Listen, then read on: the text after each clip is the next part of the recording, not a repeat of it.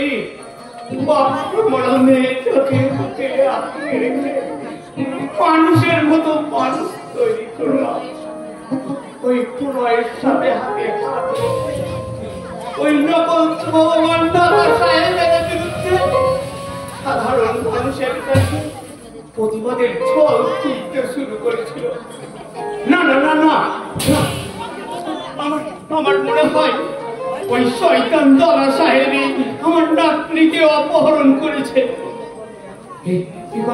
একথা থানার ইন্সপেক্টর বাবুকে জানাতেই হবে। কিন্তু প্রণয় তো এখনো এলো না। এসব প্রণয় তোমারই কথা যখন ভাবছিলাম। চলো চলো প্রণয়,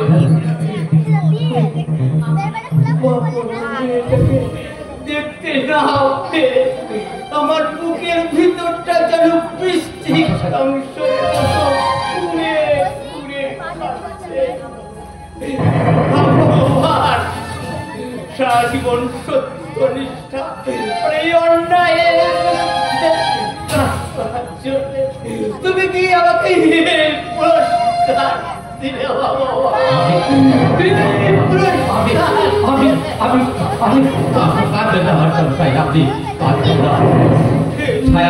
আমাদের ছায়ার কিচ্ছু হবে না।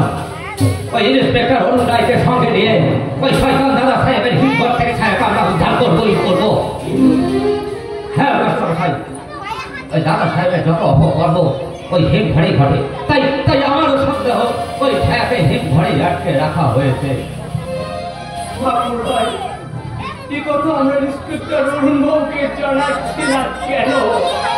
এই গোপন কথাটা জানাবার জন্য তো আপনার কাছে আমি ছুটে এসেছি বাচ্চা।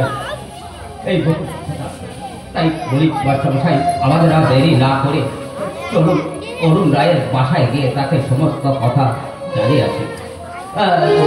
জানেন মাস্টার মশাই, ওই দাদা সাহেবের মেয়ে শ্যামা আর আপনার নাতনি ছায়া ওরা দুজনে খুব ভালো বন্ধু, একে অপরের খুব ঘনিষ্ঠ বন্ধু। হ্যাঁ মাস্টার মশাই, দাদা সাহেবের মেয়ের শ্যামা একটি সংবাদপত্রের অফিসে কাজ করে, তাই খবর সংগ্রহের জন্য আদর্শ নগরের বিভিন্ন প্রান্তে ঘোরাঘুরি করে। আর এদিকে আমাদের ছায়া দাদা সাহেবের সমস্ত অপকর্মকে সন্দেহ করে এবং অলক্ষে প্রতিবাদ করে। সেই সুবাদে ওদের পরিচয় এবং ঘনিষ্ঠতা। তোমরা